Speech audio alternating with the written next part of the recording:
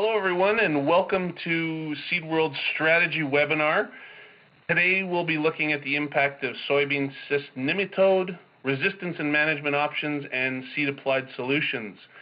My name is Sean Brook. I'm the president of SeedWorld Media, and today I'll be serving as your moderator. First, I would like to thank the all-important sponsors of this, which today are BASF, Bayer Crop Science, and Syngenta. We thank you very much for your support. I also just want to note a few housekeeping items. This webinar is going to be recorded and will be made available on seedworld.com following the event. For audio quality purposes, all microphones have been muted with the exception of the speakers. If you have any questions or comments, please share them in the chat box on the bottom left-hand side of your screen, and we'll make notes of them and we'll be asking our presenters at the end of the presentation. Then that is encouraged. Please don't hesitate to send those through. Today we are joined by four speakers that are going to be talking about protecting soybean seedlings. We're joined by Dr. Gregory Tylka from Iowa State University, Justin Clark from BASF, Dr. Jennifer Riggs from Bayer SeedGrowth, and Dr. Dale Ireland from Syngenta. Welcome to our presenters, and thanks very much for joining us. I'm just going to quickly run down how things are going to go today. First, we're going to hear from Greg Tylka from Iowa State on the SCN situation. We'll then hear from Justin Clark about the role of inoculants in soybean success. Following that, we'll hear from Jennifer Riggs of Bayer Crop Science on SCN management via seed applied solutions. And we'll wrap up with Dale Ireland from Syngenta on SCN impact, detection, and management options. So I'm going to go ahead and get started with this.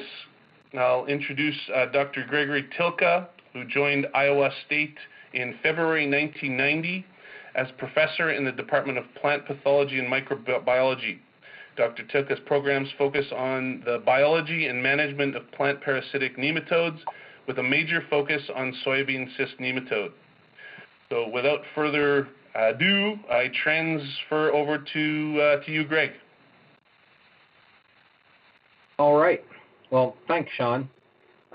Thanks for the opportunity to give a presentation. What I hope to do is lay the groundwork for the presentations that follow me.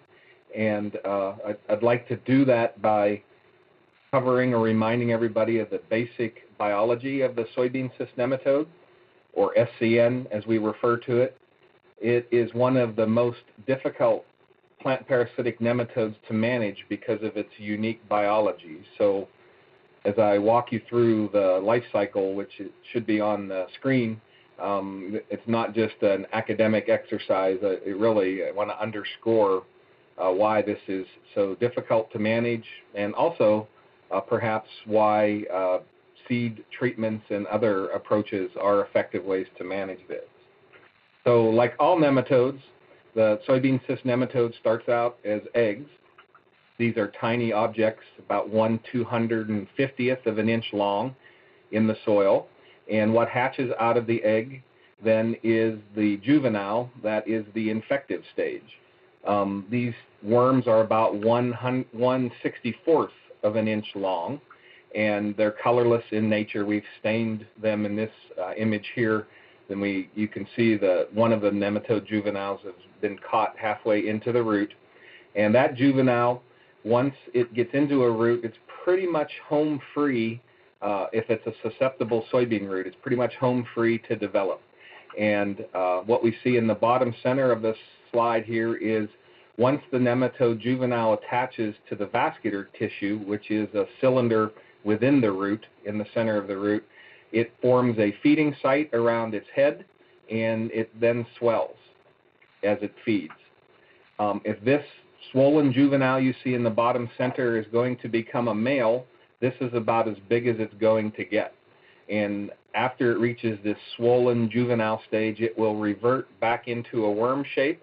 It will migrate out of the root and go back into the soil, and it looks like a large version of the juvenile nematode. It's a large, thin worm, still too small and transparent to be able to see with the naked eye. Now, if this juvenile in the bottom center is going to become a female, it stays attached to the root, it continues to feed, and eventually it takes on this lemon shape, and eventually it becomes so large that it ruptures out of the root and is exposed on the surface of the root. So what we see here in this image in the right side of the slide of the life cycle is the young female who has ruptured out on the surface of the root, and then we have the male worm that's in the soil. They will mate, and then eventually the female will produce eggs. The female only produces eggs after she is mated by a male, one or more males. The female will produce about 50 eggs outside of her body in what we call an egg mass, and then she fills up internally with another 100 to 200 eggs, and eventually she dies.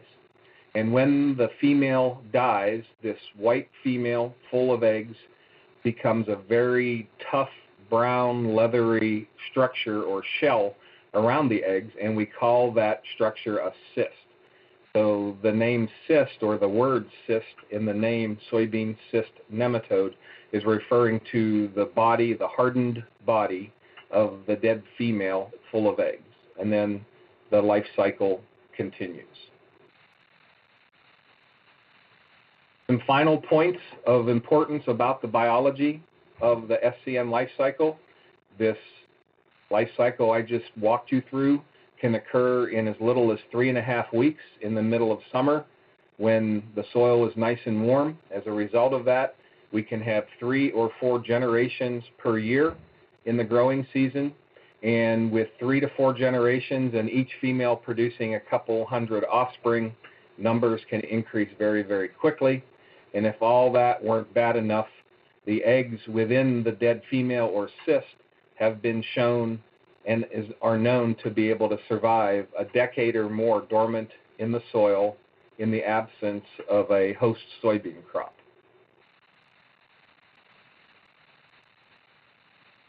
Now, another aspect of SCN that makes it so difficult to manage is it's so widespread.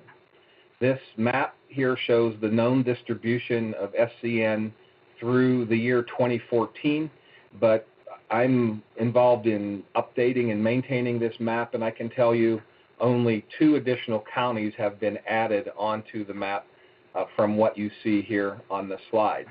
And the other thing about this map is it really represents about 80% of the region of the United States that grows soybeans, the crop of soybeans. So the pest, unfortunately, is very widespread and is known to exist in almost every place in the U.S. where soybeans are grown.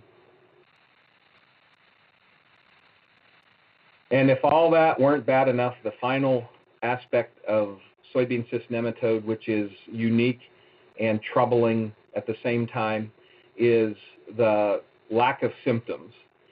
This photograph on the screen I use a lot to show the most common symptom of SCN in the state of Iowa and much of the Midwest. And the symptom is no symptom.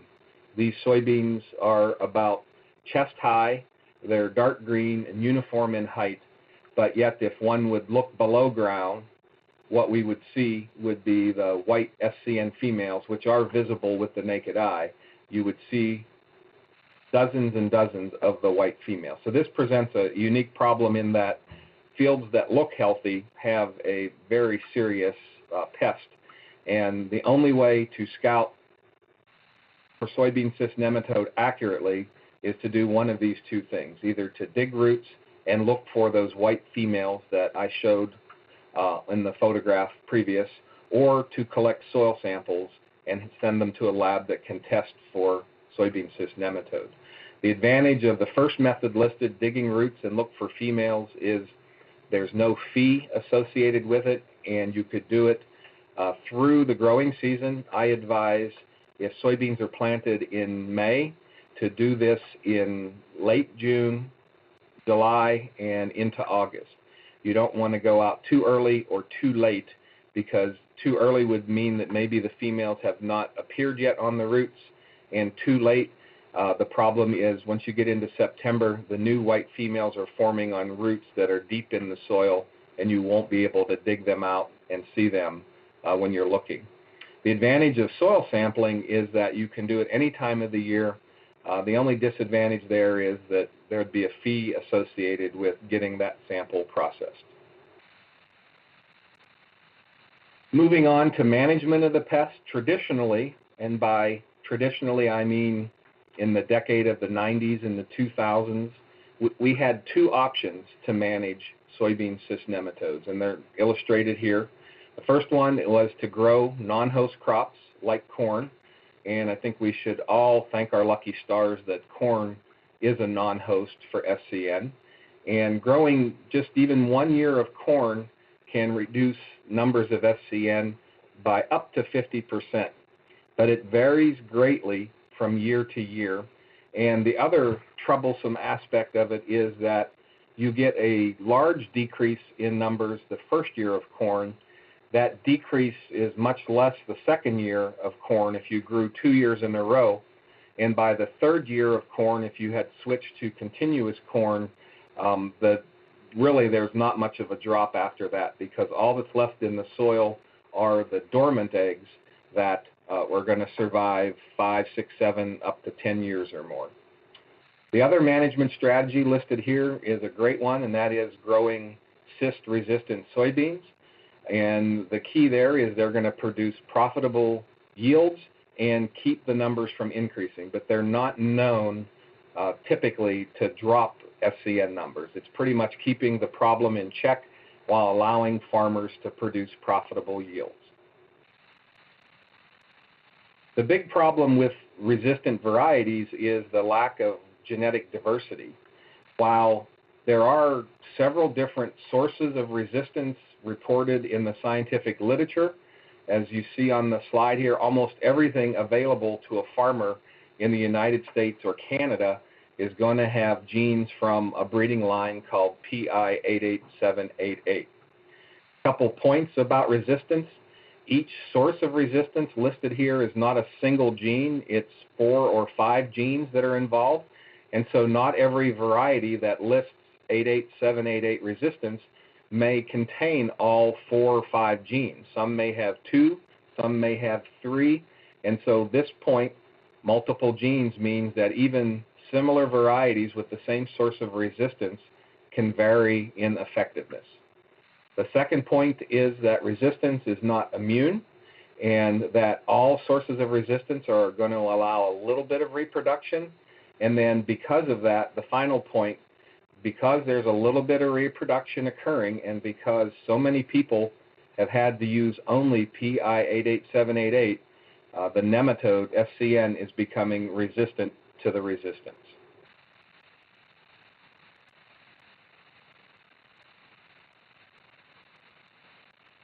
And finally, I'd like to summarize by reviewing what we've discussed and to kind of look forward to the speakers that are yet to come in the webinar. We still advise as a management option growing non-host crops like corn as an effective management strategy, but understand that corn is simply not going to be able to be used to eliminate the problem. It is good to reduce the SCN numbers, but we cannot simply drive them down to 0. That's not a possibility.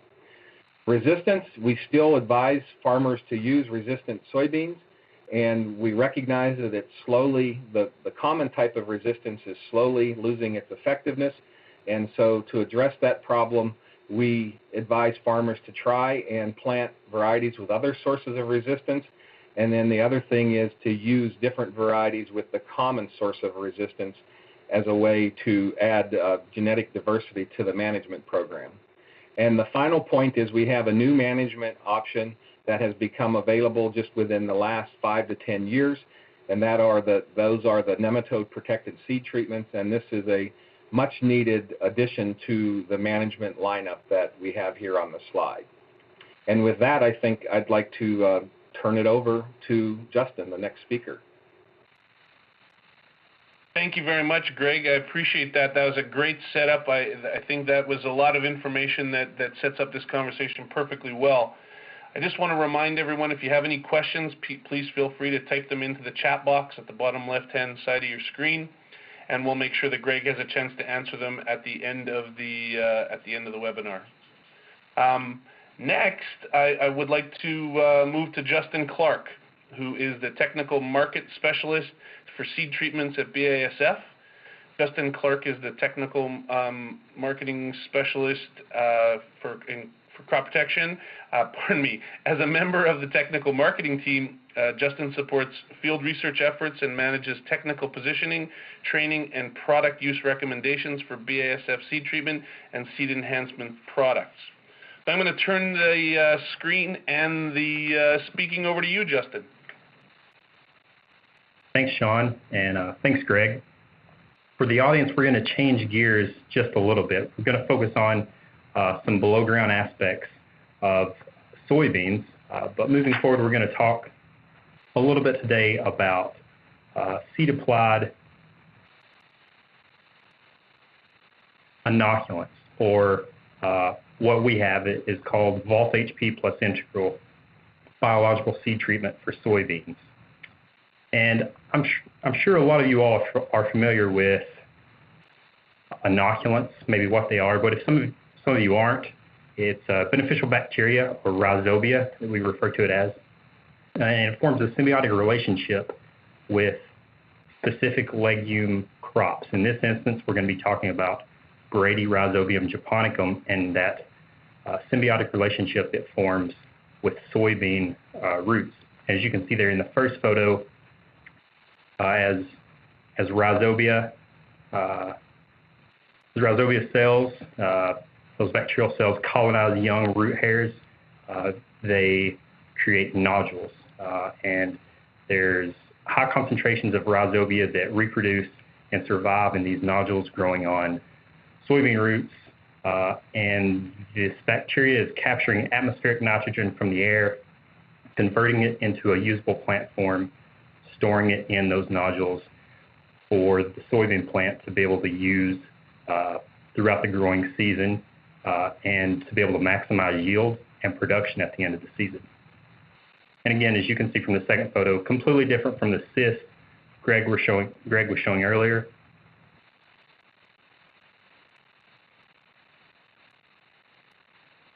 Some key insights that a lot of growers and retailers and distributors don't often think about is that it actually takes more nitrogen to produce 60 bushels of soybeans than it does to produce 200 bushels of corn. In that relationship, we often think about corn being the nitrogen hog in that relationship. And what's even more important is that soybeans require over 60%, or get over 60% of this nitrogen requirement from this biological fixation, or from the rhizobia. So through this, we know that it's important, and the best retail recommendation that folks can make in the industry is to recommend soybean inoculants or seed-applied inoculants as the best nitrogen management recommendation for growers on their acre. Several universities, specifically Ohio State over recent years, has shown a 4-to-1 return on investment from using seed-applied rhizobial inoculants. What I want to talk about today is our premier liquid seed-applied rhizobial inoculant product, which is Volt HP plus Integral. It's a 3-component biological fungicide or inoculant containing the first product being the brown liquid bladder that you see on the right, containing very high counts of live rhizobia. Within our product, we have more than 10 billion colony-forming units, or think of that as cells of bacteria per milliliter. So very high counts, meaning that through the application of this, growers can realize more rhizobia on the seed, which will translate into increased nodulation and increased yield potential at the end of the day for growers. The yellow bladder that you see there, the second component being the extender or enhancer. Think of that as a food source for the rhizobia, being able to prolong the life of that bacteria on the seed, where treaters can treat the seed up to maybe 4 months in advance or 120 days in advance of use. And finally, we'll talk a little bit more in depth later on, is the integral biofungicide, which is that third component of our Volt HP plus integral package. What really sets Volt HP plus integral apart in the industry is its low application rate. So we can go on seed at 2 fluid ounces per hundredweight. In today's seed treatment industry, real estate on the seed is valuable. So anything that we can do to lower that rate. So for retailers and treaters, we've been able to lower that rate down to 2 fluid ounces per hundredweight. That way you can apply more fungicide, insecticide, or nematicide active ingredients. And again, flexible use options. So we have 3 different flexible packaging options for treaters to use. So performance in the field, all the way from 2009, whenever we first started developing this product, we've shown a 2 bushel per acre yield advantage compared to other treatments in the marketplace and compared to no inoculant on those short corn soybean rotations all across the Midwest. So from 2009 to 2015, over 282 field research locations on those prime corn and soybean rotations across the Midwest. So again, year over year, we see this 2 bushel per acre yield advantage. And how we stack up against our primary competition in the marketplace, again, against one popular competitor, we provide 0.6 of a bushel yield increase over those same 282 trial sites. And then in 2015, another recent competitor, we provide more than 0.9 of a bushel yield increase with Volt HP plus integral, going back to those high counts of live rhizobia that we're putting on the seed, which will translate into increased yield potential at the end of the day for growers.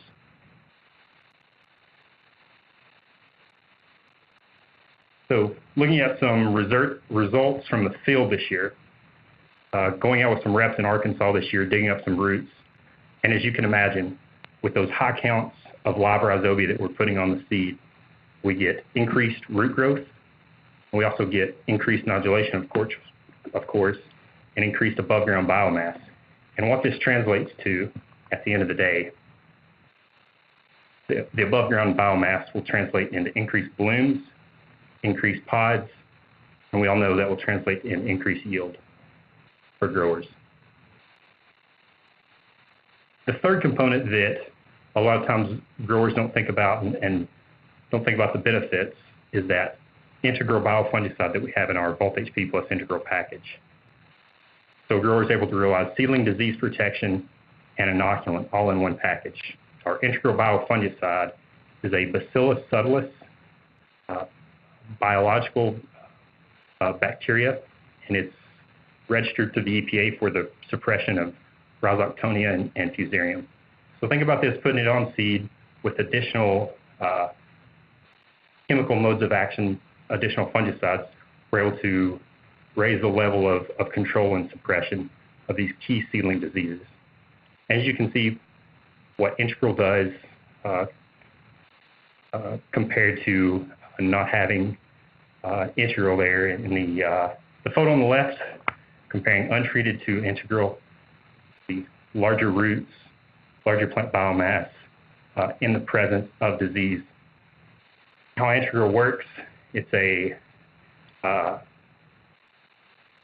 spores of integral basically encapsulate or germinate and colonize that root plane of that root, producing some metabolites, which will stop pathogen growth into that root and result in more vigorous plant growth.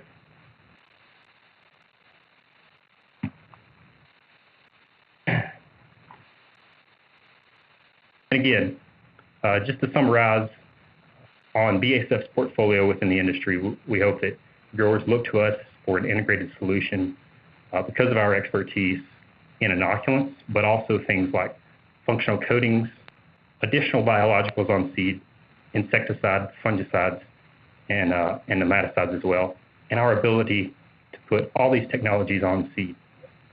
For additional resources and information, please go to the website listed underneath the picture, which is agproducts.basf.us. And one key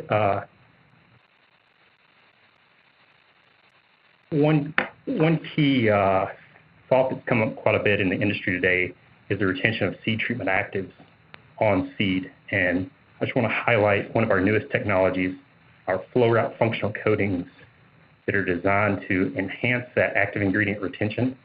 We've got all different flow route technologies for all major row crops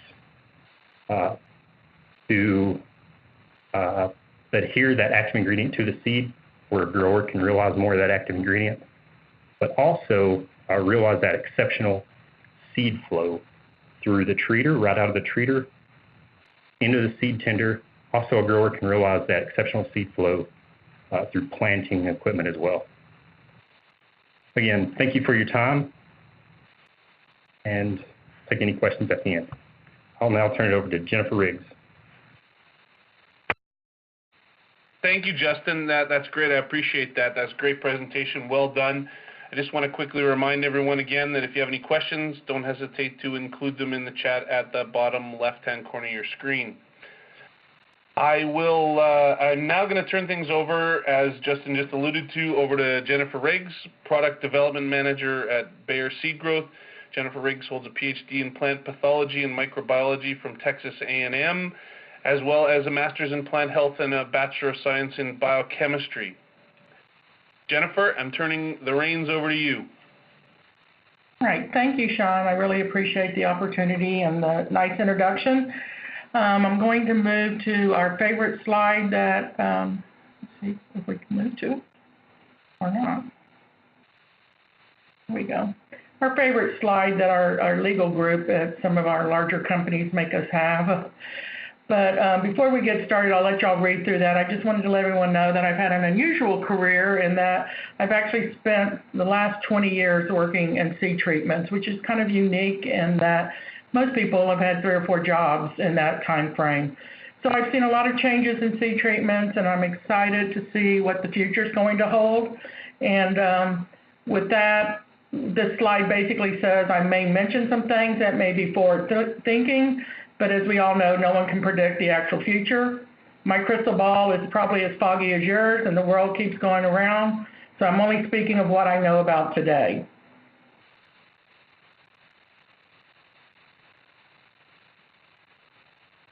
Okay, not moving slides very efficiently here.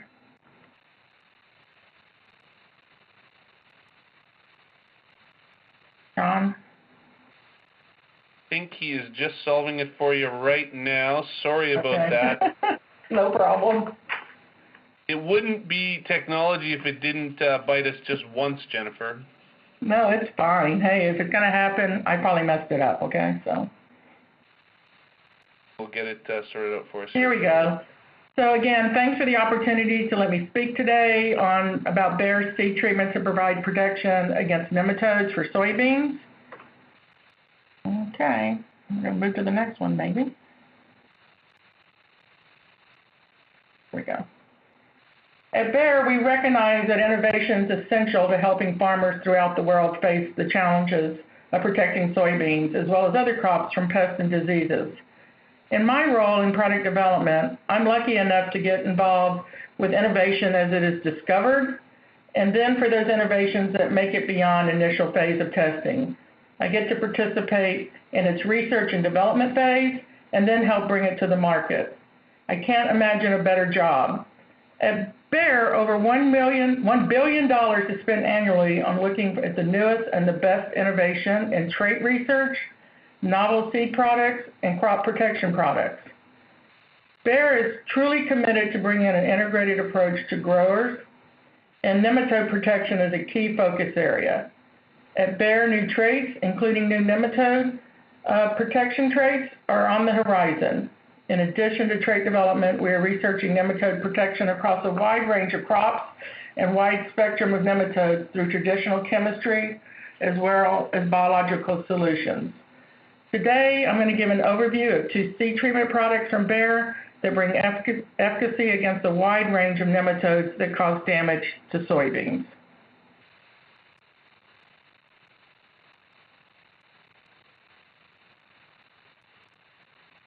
In 2010, Bayer brought Poncho Vetivo to the corn market, and 2 years after that time, Poncho Vetivo was introduced for soybeans.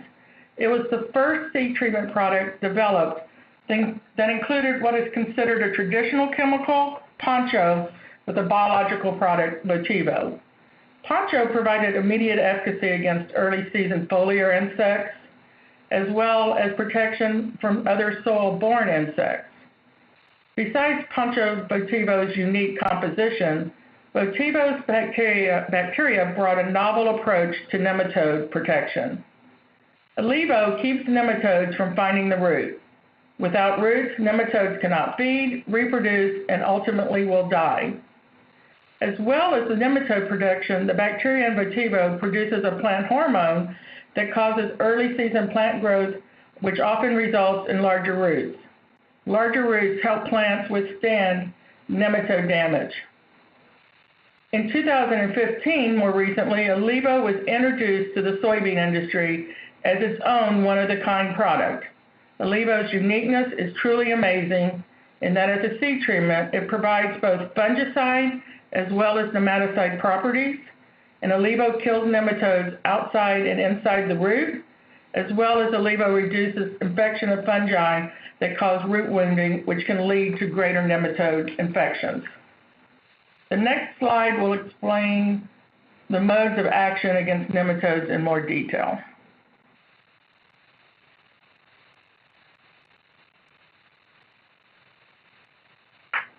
A very important point of when you look at Alivo and Vetivo or Poncho Vetivo is that they both provide protection against all types of plant pathogenic nematodes, and that's due to their individual different types of modes of action. The first line of defense for a soybean plant starts with Alivo. Alivo is the first commercial product that utilizes a new type of mode of action, which includes inhibition of the complex 2 mitochondrial respiration pathway.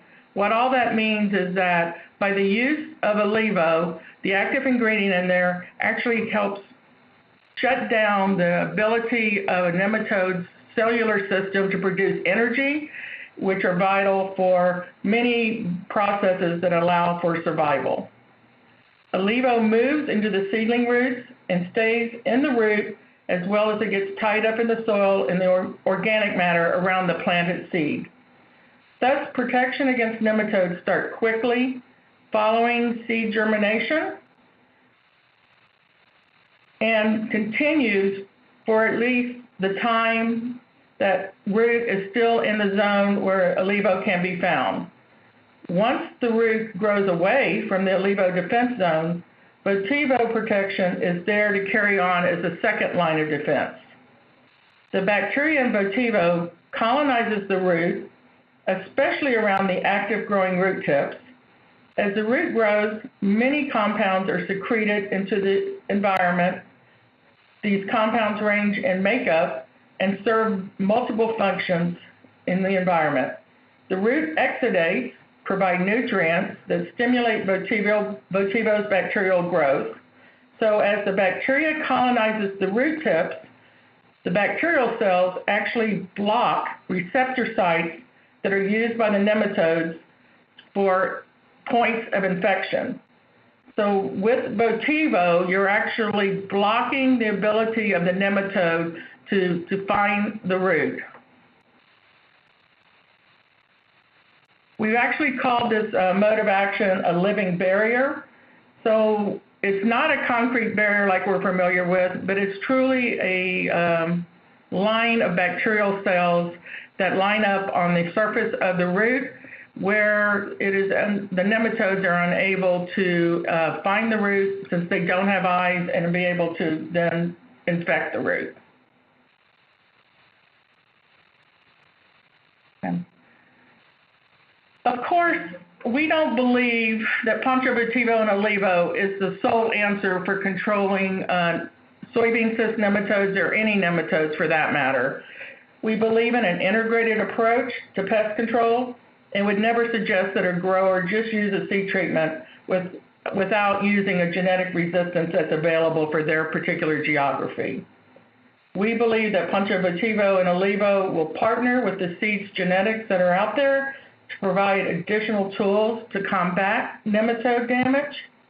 With that being said, we believe that Poncho Vetivo and Olivo brings value across all the commercial genetic resistance products on the market today for SCN, and this slide actually shows an average 3 to 4 bushels per acre yield advantage in 2015 across a wide range of genetic packages that are commercially available today.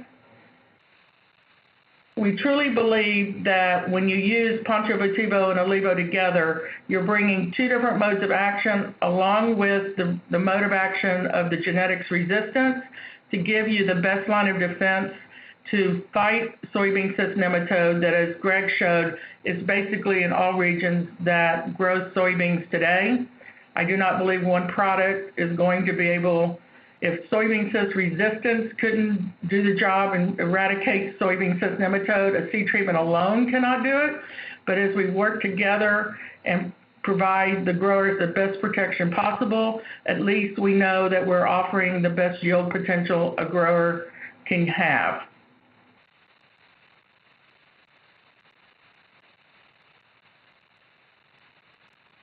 I'm going to change slides here.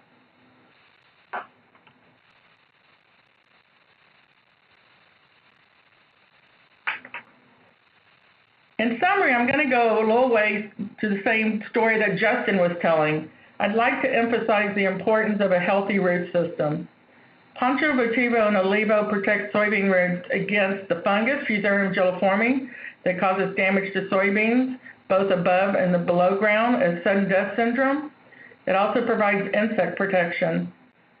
Both of these insects and Fusarium can cause wounding that also attract nematodes to the plant.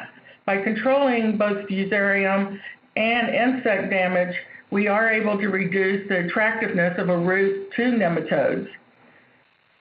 Poncho Vetivo and Olivo provides dual protection from the time the seed is planted until the time when nematodes can cause little damage to the plant, into that third and fourth generation of nematodes that Greg mentioned. And Olivo will start protecting that root as soon as it emerges from the seed and starts to elongate.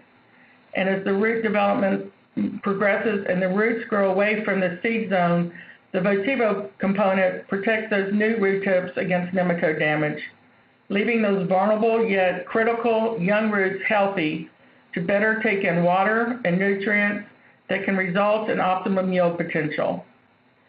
I believe, and I believe Bayer believes, this healthy and vigorous root system gives the plant the best base for a soybean plant to live up to its optimum potential and result in a higher yield for our growers.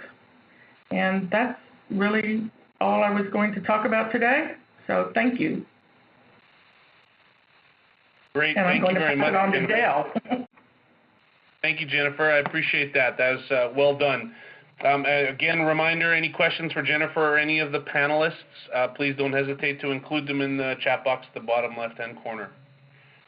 Our final speaker today is Dr. Dale Ireland, Seed Care Technical Product Lead at Syngenta. As an accomplished crop physiologist, Dale began working for Syngenta as a Seed Care Technical Product Lead for the U.S. soybeans and corn in 2012. He plays an instrumental role in profiling active ingredients for utility and competitive advantage, product segmentation, resistance management, competitive comparisons, and developing protocols and scientific studies. It is all yours, sir. Thank you, Sean. I appreciate that. Good afternoon for most of you, I suppose. Let me see if I can learn how to advance these slides a bit. So I'm pleased this afternoon to be able to visit with you all about soybean cyst nematode. It's the #1 pest of the U.S. soybean grower. And I'd like to point out that if you add the next several pests together, depending on if it was just the last 5 years or even the last 10 years, if you add the next several pests together, they don't even equal the amount of damage that soybean cyst nematode takes away from the U.S. soybean grower on an annual basis. So depending on the year, of course, these losses are different. But on the right side of this slide, you'll see that we're comparing, say, the amount of loss on an annual basis from soybean cyst nematode to the annual losses of, say, another common disease, soybean or sudden death syndrome. And you'll see that even in the worst sudden death syndrome years, soybean cyst nematode takes far more from the U.S. grower. And we know that sudden death syndrome is quite a environmentally interactive type of disease, and that's the reason we don't see it every year. Actually, we only see it very heavily once every 3 to 4, 3 to 5 years, depending on what region of the country you live in. And that's why we're focusing very much at Syngenta about soybean cyst nematode. So we know it's widely across the soybean growing areas of the U.S., as Greg Tylka mentioned, our first speaker mentioned earlier this afternoon. And since it was discovered decades ago, it's grown very, very rapidly, moving north and west into the new soybean growing areas here in the recent decade or so. So if you've been growing soybeans for any length of time, a decade or two, soybean cyst nematode is likely a problem in your area. And of course, across the greater Midwest, where we position Clark Complete beans, soybean cyst nematode really is the only nematode of record.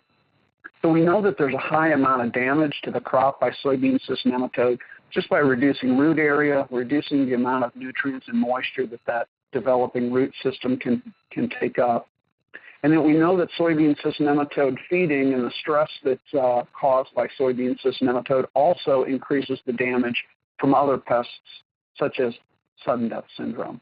So we recommend managing both of those together.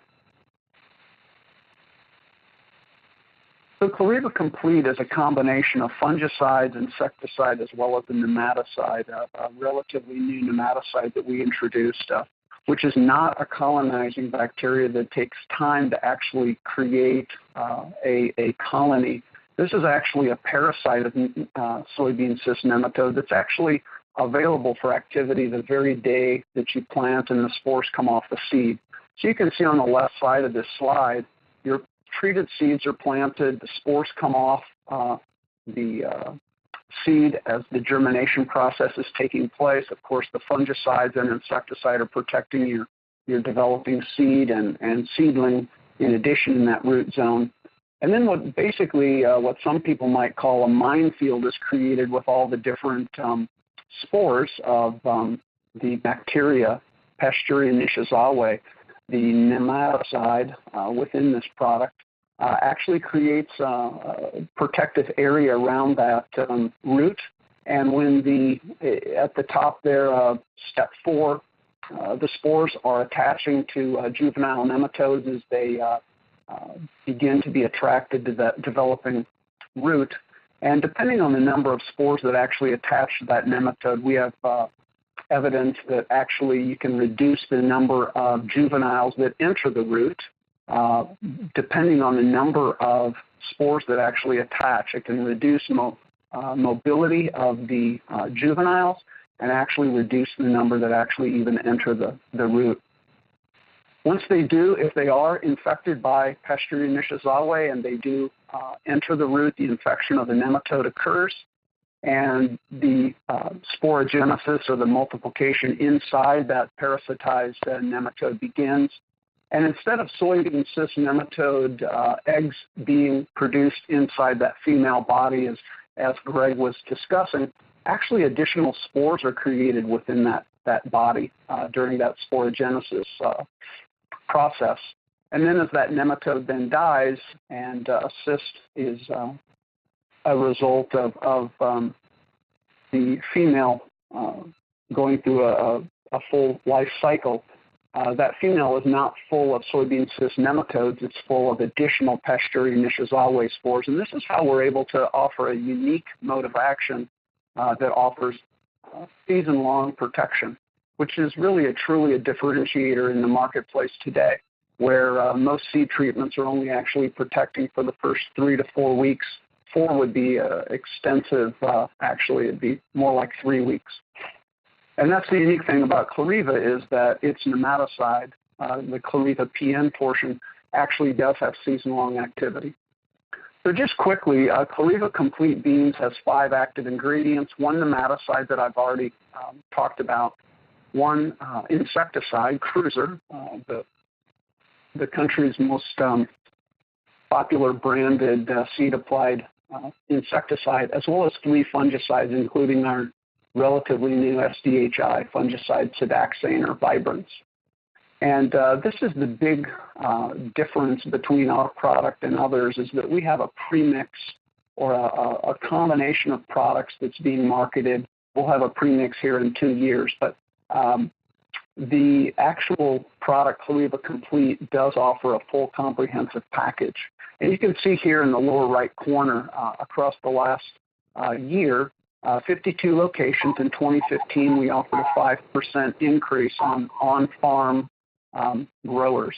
So we're very pleased with that type of performance, and I'll give you a little bit more detail on where how those data look.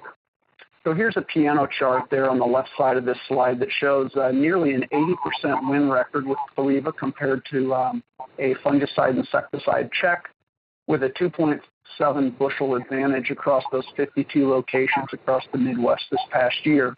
And you can see also a great deal of consistency on the right-hand side. You've got a bar for 2013, 2014, and 2015, and they're all very, very close to 80% wins compared to just the fungicide insecticide check. So you can see the consistency that Clareva Complete offers. And not only that, I'll mention in moving to the next slide that 80% of the growers, greater than 80% of the growers that we surveyed this past year actually saw visual differences when they used Clareva Complete Beans compared to just their fungicide insecticide check. So we're very excited about that type of performance, and our customers actually recognizing that. So to wrap up a little bit of the performance on Clareva Complete, I've talked to you about how it works. I've talked to you a little bit about the yield data, but how does it actually work? What's providing the additional yield? And basically what we're showing here on the left side of this slide is a reduction in the number of cysts per gram of root. So what does that mean? That just means that there's fewer females actually developing, and there's actually fewer juveniles entering that root, and we're seeing fewer cysts per root when we use Clareva PN. Over 50% reduction. So that's very good. And then also in microplot trials, we're seeing a greater than 60% reduction in the number of cysts per gram of root. So that just means that on a per unit basis on a root system, we're seeing fewer successful female reproduction cycles or cysts on that root. And then finally, on the far right side, consider that as reproduction is reduced, we have fewer cysts in future to fight in that root zone. So these are some actual data that show actually how that works and where that yield benefit comes from. And finally, what I'd like to say is that we're seeing Clareva Complete Beans actually offering sudden death syndrome reduction. And here on this slide, you'll see on the far right side that we had a 40% reduction in visual SDS severity. And anytime you're offering greater protection with soybean cyst nematode, you're also reducing the amount of yield impact that SDS can have.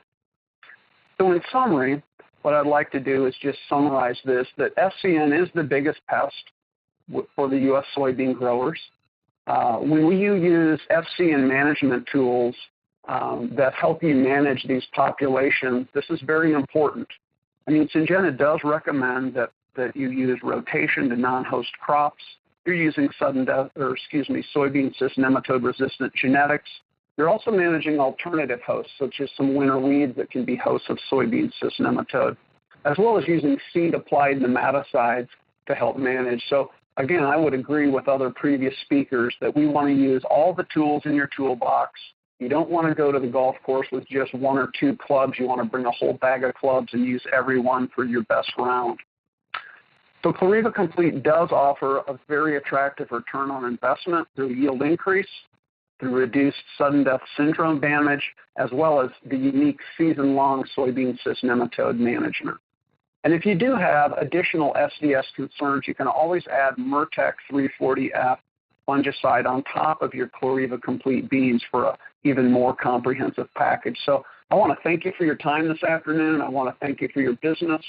And anytime you have a choice out there, we certainly understand, and we really do appreciate your consideration. Thank you. Excellent. Thank you very much, sir. A great job to all of our presenters. I think that's a lot of information, a lot of good information, so thank you for that. I just want to now move to some questions. We've got some set aside some time here for some questions. First, I just want to explain that any of the questions that we don't get to today, we are going to capture, send them to our presenters, and they'll respond via email, and those answers will be posted onto the web on seedworld.com, so you'll be able to see them there as well. But I just want to kick off with my first question is over to Greg. Greg, the question is, can you explain or talk a little bit about the different races of soybean cyst nematode and how they're classified?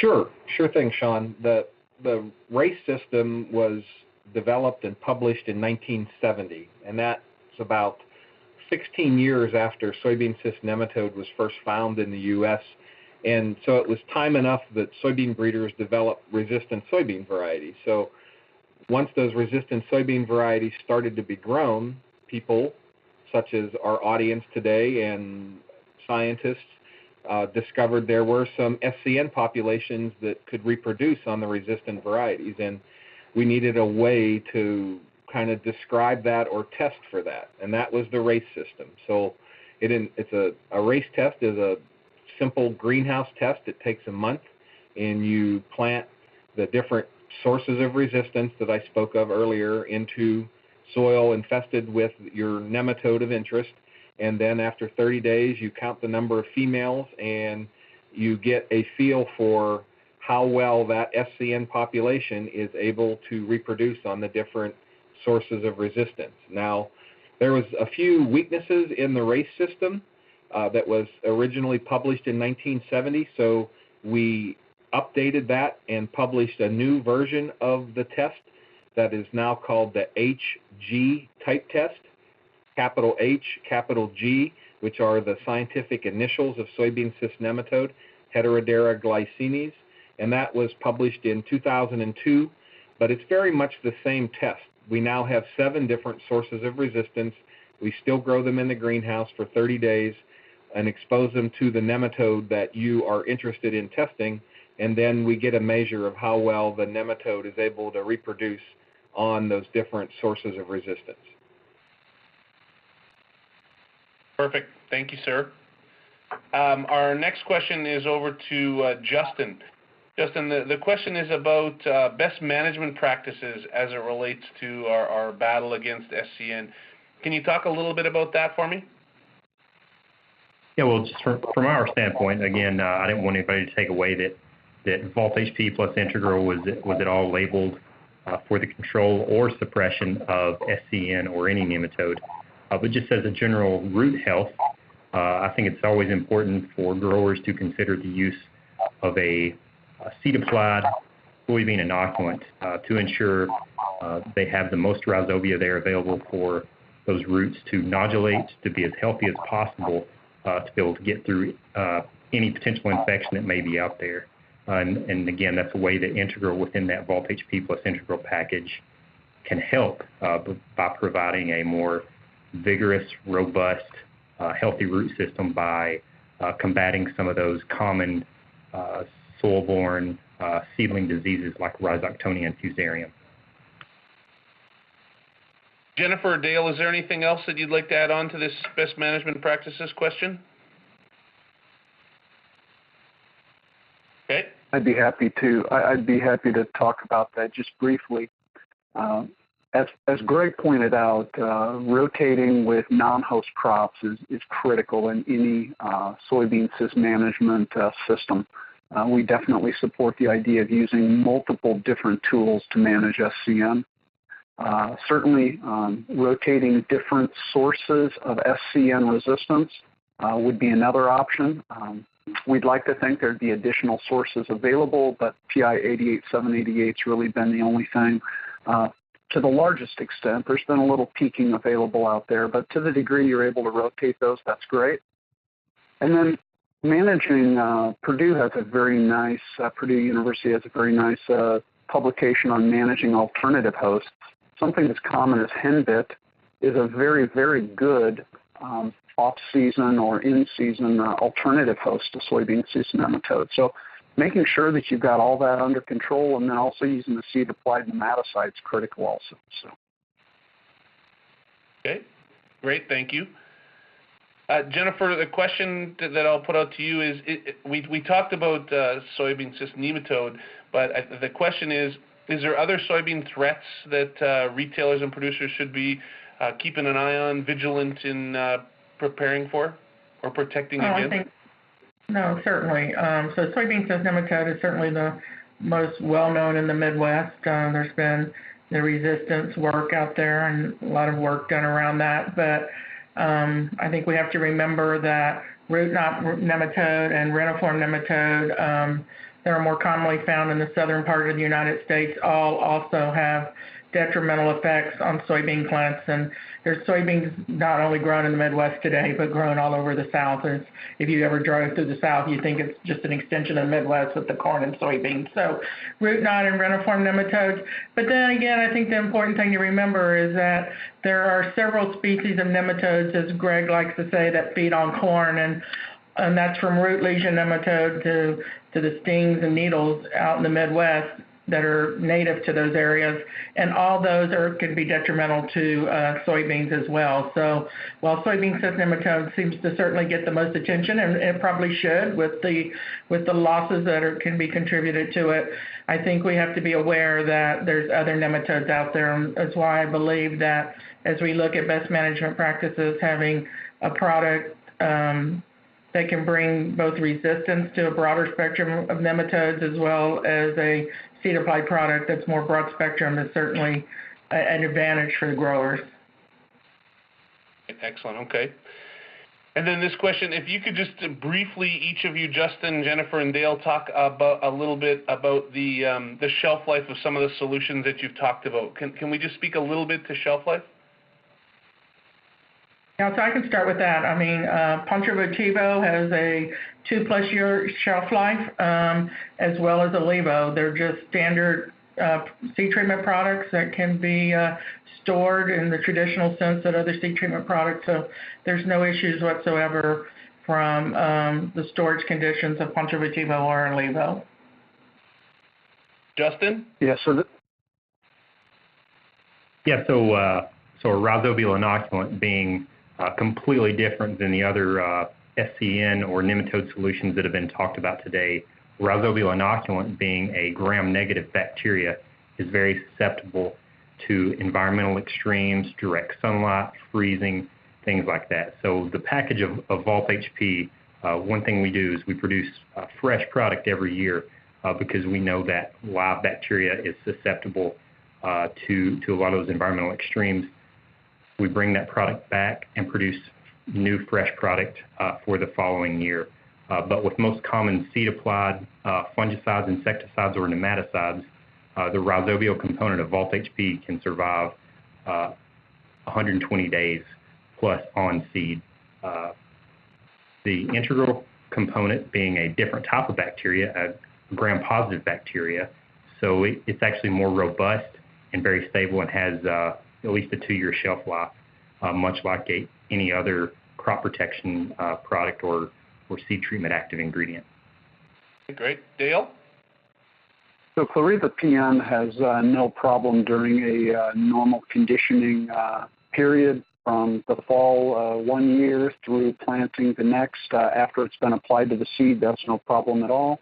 as far as storing in the jug, as long as you're reclosing the container and storing within label guidelines temperature, there's no issue carrying that over from one conditioning season to another. So really no particular limitation. I would direct you to our label just to make sure you follow all label directions on that.